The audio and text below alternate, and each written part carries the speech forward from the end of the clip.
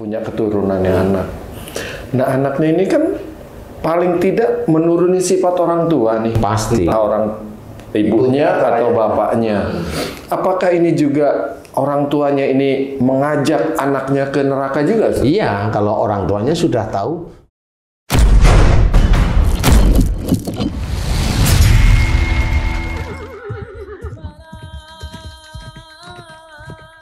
Bismillahirrahmanirrahim. Assalamualaikum warahmatullahi wabarakatuh. Waalaikumsalam warahmatullahi wabarakatuh. Para pemirsa dan sahabat beriman dimanapun berada, kita jumpa lagi di Ustadz Danu Official Channel. Bersama saya Tung dan sahabat saya Bang Jainuddin. Pada kesempatan kali ini kita akan ngaji lagi bersama guru kita semua, Pak Ustadz Danu. Assalamualaikum Pak Ustadz. Waalaikumsalam warahmatullahi wabarakatuh. Amin ya rabbal alamin. Pak Ustadz, biasanya kan kita yang kami mendengar itu penceramah itu kan pasti selalu ceritanya baik-baik itu Pak Ustadz, ke surga lah, berbuat pokoknya baik-baik, sedekah disuruh gini. Nah ini ada nih, kita dengar penceramah itu, wah ini kok orang tuanya mengajak keluarganya masuk neraka. Itu agak deg-degan juga dengar itu. Emang ada begitu Pak Ustadz? Gimana itu Pak Ustadz? Iya. Bismillahirrahmanirrahim. Assalamualaikum warahmatullahi wabarakatuh. Waalaikumsalam warahmatullahi wabarakatuh. Amin ya rabbal alamin. Nah, memang benar sebenarnya penceramah tersebut itu bercerita tersebut benar memang. Satu, bahwa anak saya harus saya didik untuk masa depannya bagus. Kan bagus itu Pak Ustadz. Ya kan benar, boleh bagus kan? Iya, benar. Disekolahkan sekolah negeri, sekolahkan sekolah hebat, ini itu. SMA-nya yang SMA favorit misalnya. Unggulan. Kuliahnya ya unggulan. Nah, kalau orang tua itu mengajarkan seperti itu, ini mengajarkan dunia. Nah, keinginan itu dan dia yakini itu terus-menerus, itu dia tidak sadar mengajak anaknya. Itu nanti say hello di neraka. Wih, Lah, Ustaz, kan orang tua masukin sekolah yang bagus, kuliah yang bagus, itu dunia. Gimana caranya akhirat juga ada di situ, Ustaz? Kalau seseorang yang hanya belajar duniawi, dia tidak akan mendapatkan akhirat. Oh, maksudnya ke situ. Maksudnya ke situ. Bagi ayahnya yang mengajarkan anaknya duniawi, tetap dia nanti akan masuk neraka sama, walaupun dia keinginannya ini itu iya, tapi itu kan dunia. Akhiratnya nggak ada. Kemudian ayahnya nih sholat hanya doanya minta anaknya itu sukses, minta anaknya itu pinter, minta. Jadi dia sholatnya itu sudah dalam niat ini sudah bukan karena Allah Ta'ala. otomatis ya Pak Ustadz seperti itu ya? Itu sebenarnya Allah sudah tahu. Bahwa apa saja dia puasa Senin Kemis itu agar anaknya sukses. Untuk dia sendiri agar dia menjadi umpamanya OGM atau nanti menjadi direksi atau dirut umpamanya. Iya. Kan seperti itu. Kenapa menjadi dirut? Karena dapat tantiam. Kan Nah itu udah mau dihapus tantiam itu. kan. Jadi si orang tua ini otomatis dengan sadar dia itu mengajak anaknya nanti ketemu di neraka. Makanya oleh sebab itu ajarkan anak-anak kita itu agama Islam. Nah, saya bilang Islam ya. Karena ada beberapa orang bilang agama sama Onda. Beda. Agama Islam. Ya. Yang di situ ajarannya insya Allah baik. Makanya ada anak-anak dari saudara-saudara kita itu sekolahkan ke santren. Boleh. Sekolah-sekolah agama Islam. Sekarang kan mencandu nih ceritanya. Jadi boleh. Sampai beberapa sekolah agama Islam itu memang bayarnya mahal. Nanti kalau tanyain kenapa mahal, fasilitas ya itu aja sih. Sebenarnya ya hanya gitu. Nah, tapi biarkan itu, dia urusannya adalah dengan Allah aja. Yang penting harus kita benahi anak-anak kita sekolahkan dengan dasar agama dulu. Mau hafalan Quran silahkan, mau santren silahkan. Kemudian dari situlah kita mulai mendidik anak kita yang dekat kepada Allah Ta'ala, mengerti tentang tauhid. Karena tauhid ini dididik dari kecil, anak belum paham tentang tauhid. Ya. Betul. Dia baru hafal tentang tauhid, hafal tentang apa namanya hukum-hukum Islam, hafal aja, hafal tentang Quran, hafal tentang hadis seperti itu. Cuma nanti mulai berjalannya waktu, boleh kita menambahkan kalau momennya di sekolah itu masih ada kekurangan, kemudian kita sebagai imam, nah kita berikan. Itu kalau itu anak kita didik sejak kecilnya ya seperti itu, entah itu di mana, entah itu di Nahdlatul Ulama, kan banyak nih santren atau Muhammadiyah atau siapa saja silahkan boleh, tapi yang Islam yang baik sebenarnya itu. Jadi di luar itu ada nggak yang bisa menjerumuskan ke dalam neraka? Bisa. Apa itu Pak Ustaz? Contoh umpamanya kamu punya istri. Alhamdulillah. Kan gitu dulu nih. Apa kamu nggak punya istri? Oh, punya. Kalau enggak sama siapa nanti saya? Mama ya. Pada saat kamu tuh menikah hingga sampai saat ini, bahaya ini. Kan nggak apa-apa nih. Nggak apa-apa. Suatu banyak saat ini berarti banyak keadaan nih ya. Bukan salah orang tuanya kan ini Pak? Enggak, ini kan suami istri. Jadi bukan suatu saat nih, suatu banyak saat. Istilahnya sering berarti. Rambutmu itu sudah gondrong berkali-kali. Jadi udah nggak usah nyalain orang tua. Jadi kamu ngasih masukan istrimu ngeyel, berani, melawan. Istrimu merasa lebih pintar. Istrimu merasa lebih benar. Egois seperti itu. Nah, di titik ini bisa aja kamu akan ikut kemana itu? Ke arenanya istrimu sebenarnya. Ikut itu akhirnya mendiamkan. Lah, istriku nggak bisa dikasih nasihat sehingga saya diamkan. Berapa hari didiamkan? Udah kurang lebih sekitar 20 tahun saya diamkan loh. Nah, jadi saya nggak pernah ngasih nasihat akhirnya. Lah. Oh, itu juga bisa mengajak ke neraka, Pak? Lah iya. Mendiamkan istri. Iya. Kalau menggauli masih, tapi mendiamkan loh. Nggak kasih nasihat, nggak di ini loh, nggak boleh. Harus diselesaikan. Jadi yang namanya ketemu di surga, itu tidak teori di sini. Di dalam Quran itu diajarkan bahwa orang-orang suami ketemu istri, ketemu anak, ketemu cucu, dan ketemu orang-orang sebelumnya berarti beda nabi. Itu akan bertemu di surga karena takwanya. Kamu belum bisa takwa tentang wasyawirhum fil amri. Kamu belum bisa takwa atau menyelesaikan tentang musyawarahlah kamu dalam segala urusan dunia. Berarti compang-camping begitu. Nah, iya makanya itu bisa ketemu di neraka. Ya, iya, ketemu di mana? Allahu Akbar. Ustaz, kalau orang tuanya seperti itu, kemudian punya keturunannya anak. Nah, anaknya ini kan paling tidak menuruni sifat orang tua nih. Pasti. Entah orang ibunya atau bapaknya. Apakah ini juga orang tuanya ini mengajak anaknya ke neraka juga? Iya, kalau orang tuanya sudah tahu kok anakku ini kok kayak saya ya, kakunya, kerasnya, ngelawannya, ngomongnya. Itu juga harus disadari bahwa loh ini kok dari sifat saya ya, gitu. Nah, di titik inilah orang tua tersebut memohon ampun kepada Allah Ta'ala karena menurunkan sifat-sifat tidak baik kepada anaknya. Seperti itu, tetap tahu ya. Anak itu kan hasil dari orang tua berbuat apa itu sebenarnya tahu kok. Kita tahu anak kita itu mana yang jelek dari kita kan tahu sebenarnya. Tapi kadang-kadang kita cuek, kita nggak mau tahu gitu. Nah itulah akhirnya nanti si orang tua ketemu dengan anaknya di neraka karena sama-sama berbuatnya sama dengan orang tuanya.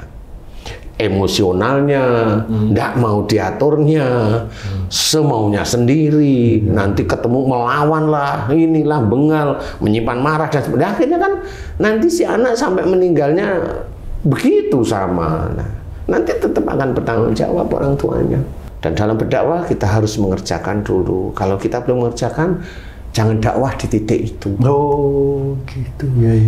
Kita itu bilang tentang sabar, tapi kita nggak tahu sabar itu yang gimana.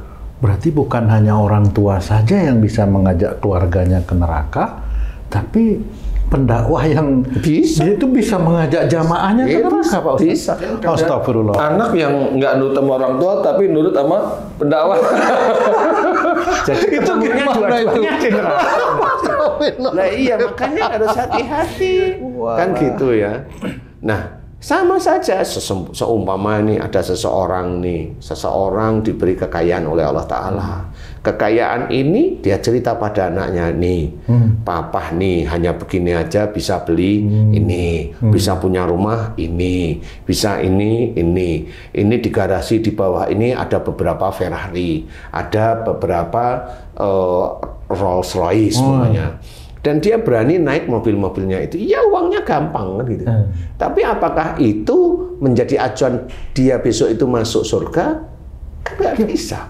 Kalau itu dia lakukan, dia masukkan ke YouTube, dia jadikan anaknya melihat seperti itu, bisa nggak anaknya itu meniru ayahnya? Bisa ya, bangga juga. Bangga juga. Bisa nggak ayah dan anak ini besok ketemunya di surga? Nggak bisa ya. Sulit.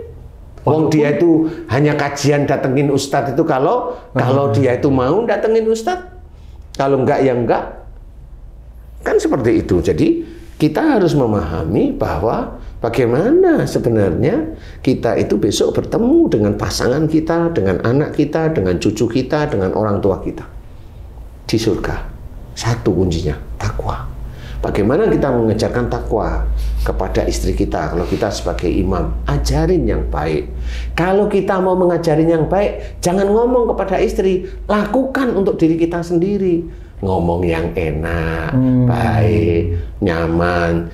Ngomong itu jangan ketus, jangan nyengit kalau orang Jawa itu. Jadi nggak bisa. Jadi harus kita pahami satu demi satu kekurangan kita. Sebagai seorang imam apa? Ya kita didik diri kita agar kita itu soleh di hadapan Allah. Iya. Seperti itu. Makanya harus difahami tujuan kita hidup di dunia itu untuk mana? Surga. Untuk surga. Tapi lebih mudah itu kok malah yang neraka ini ya jadi cenderungnya Pak Ustaz ya? Karena kebiasaan kajian itu enak-enak masalahnya. Makanya berakhlak baik ini benar-benar harus kita kerjakan semata-mata karena Allah Ta'ala. Walaupun itu sulit. Keluarga atau imam itu bisa mengajak istri anak-anaknya ke neraka. Iya ya. Insya Allah. Astagfirullah. Karena orang itu hanya dicekoi dengan wah nanti kita masuk surga, surga. Lalu orang di sini nggak bisa berpikir, padahal banyak cerita-cerita dalam Quran itu memang masuk neraka bisa.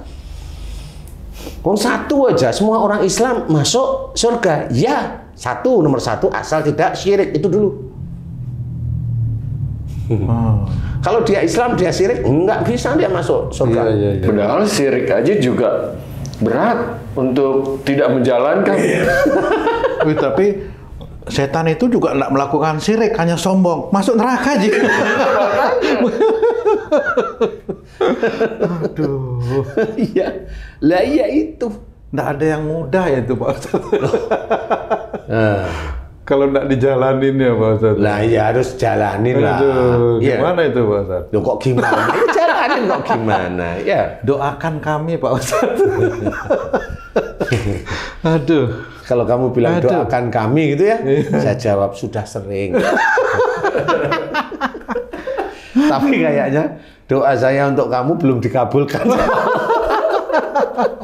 Karena ya itu tadi. Ketus. Jadi memang harus benar-benar pahami, merenung gitu ya.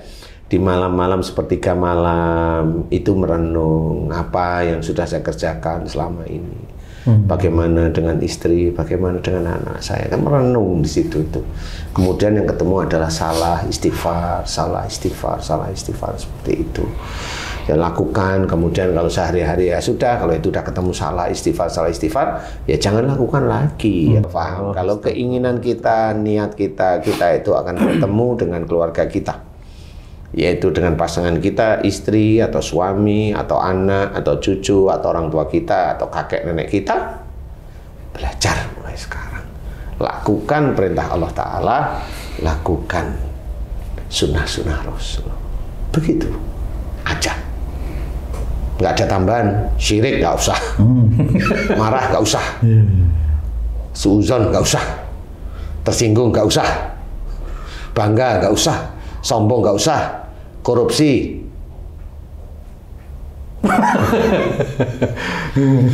Ya nggak usah lah, itu ya, jelas nggak usah lagi. Seperti itu. Dan itu harus kita kerjakan. Di luar itu masih banyak lagi. Kerjakan aja terus-menerus ya. Kemudian kalau momennya dakwah ya nggak usah jelek-jelekan orang lain, ya nggak usah. Kalau memang salah ya cukup, subhanallah, cukuplah. Kan gitu ya. Jadi nggak perlu jelek-jelekan saudara-saudara kita yang salah. Ya, nggak perlu, biasa saja. Manusia salah itu normal kok. Jadi kayak umpamanya ada seseorang nih, ayah, kemudian mensekolahkan anaknya di sekolah-sekolah hebat-hebat. Kemudian suatu ketika si ayah itu sadar bahwa saya belum memberikan pelajaran agama pada anak saya. Kemudian anaknya dileskan agama di ini. Nah, panggilkan guru atau bagaimana caranya sehingga anaknya itu juga mengenal agama. Terus diajar. Kemudian semakin hari ayahnya juga belajar agama dengan baik nih. Nah, di titik ini bisa aja si ayah ini tetap dia memang memberikan ilmu dunia, tapi dia yang penting adalah memberikan ilmu akhirat. Ilmu agama ini bukan hanya sekedar teori, tetapi nanti juga harus dikerjakan. Ya, kalau ilmu dunia itu kan, kalau nggak cocok marah, boleh, itu ilmu dunia. Ya, ngamuk, boleh, itu ilmu dunia. Kalau ilmu agama, ilmu akhirat, kalau nggak cocok, ya jangan marah lah. Namanya juga nggak cocok, kan seperti itu. Dan belajar menghormati orang tua, itu ilmu agama. Kalau ilmu dunia, boleh kok. Tidak hormat sama orang tua, orang-orang bule itu. Iya. Tidak ada hormatnya sama orang tua sama sekali. Iya. Kalau di kita ilmu agama LGBT dilarang. Kalau di bule boleh kok, kan gitu. Atas dasar HAM katanya. Hak asasi. Sak muni-munimu kan gitu ya. Jadi ilmu agama seperti itu ya. Kemudian diajari berbuat baik, hormat pada orang tua. Diajari si anak itu nanti kalau punya istri atau punya suami, kalau kamu punya istri, hormati istrimu. Kalau kamu punya suami, teguhkan hatimu pada Allah Ta'ala, hormati suamimu, karena Allah. Karena pada saat kamu itu sudah bersuami, nak, itu tugas suamimu untuk mendidik kamu. Tapi bukan orang tua lepas, enggak juga. Sunnah diberikan juga kepada anak perempuannya. Nah inilah yang harus kita pahami bahwa begitulah kalau memang sudah terlanjur istilahnya mendidik anaknya dengan sekolah-sekolah dunia sehingga ini itu dunia dan dunia, ayo yang belum, ayo kita koreksi, kita kembalikan lagi pada kita sebagai seorang Islam, ajarkan anak-anak kita itu agama Islam yang baik, panggil guru atau belajar bersama. Itu jalan keluarnya itu Pak Ustadz ya? Itu salah satu jalan keluarnya bahwa ini orang tua sudah mulai diberi hidayah oleh Allah Ta'ala, memahami bahwa dia seorang imam, dia harus mengajak istri, anak-anaknya itu dekat kepada Allah Ta'ala, seperti itu. Mungkin idealnya berbarengan kali ya dari kecil ya, ilmu dunia dan agama tuh. Iya, itu idealnya. Tapi itu kan ideal, tapi kan ada yang teman-teman kita itu yang sudah kapok. Ya, baru mau pensiun baru sadar. Ada yang sudah pensiun nggak sadar. Terus jalan keluarnya juga nggak tahu. Waduh. Kan seperti itu. Jadi mudah-mudahan ya seperti itu. Intinya adalah ayo kita semua berusaha agar kita pasangan, anak, cucu, ayah, orang ibu, orang tua, kemudian kakek nenek kita ketemu di surga karena takwa kepada Allah Ta'ala. Karena di titik seseorang itu soleh di hadapan Allah, bukan soleh di hadapan manusia ya, soleh di hadapan Allah Ta'ala, di titik itulah doa-doanya mustajab. Jadi kalau dia mohon, ya Allah ampuni dosa-dosa ayahku, ampuni dosa-dosa kakek nenekku, ibuku, insya Allah itu akan diijabah oleh Allah Ta'ala karena ketakwaannya. Ampuni dosa istriku, ampuni dosa anak-anakku ya Allah, ampuni dosa cucu-cucuku ya Allah, insya Allah mustajab. Seperti itu. Ampuni dosaku, dosa istriku, dosa ayah ibuku, dosa kakek nenekku, dosa anak-anakku, dosa cucu-cucuku yang dilakukan sejak akhir baliknya hingga saat ini. Ampuni dosa kami semua ya Allah, amin. Astagfirullahaladzim. Begitulah, seperti itu. Di titik itulah mudah-mudahan nanti, karena kalau orang meninggal kan nggak tahu besok dia itu mau kemana. Dia itu bercerita bahwa dia itu nanti ahli surga, nggak taunya di sana, loh kok malah di situ kan gitu ya. Jadi kita benar-benar harus pahami. Ya. Jadi kita harus belajar benar bagaimana kita itu melangkahkan kaki di dunia ini. Jangan sampai salah. Kalau salah ya normal, kita manusia, tapi kembali lagi tobat kepada Allah Ta'ala, memohon ampun, dan agar tobat kita itu diterima oleh Allah Ta'ala. Amin. Ya Amin, amin, amin. Mudah-mudahan ini bermanfaat. Wallahu a'lam. Alhamdulillah. Terima kasih banyak Pak Ustadz penjelasannya. Sahabat beriman dimanapun berada, demikian tayangan kami kali ini. Mohon maaf atas kesalahan. Terima kasih atas perhatiannya. Wassalamualaikum warahmatullahi wabarakatuh. Waalaikumsalam warahmatullahi wabarakatuh. Alhamdulillah.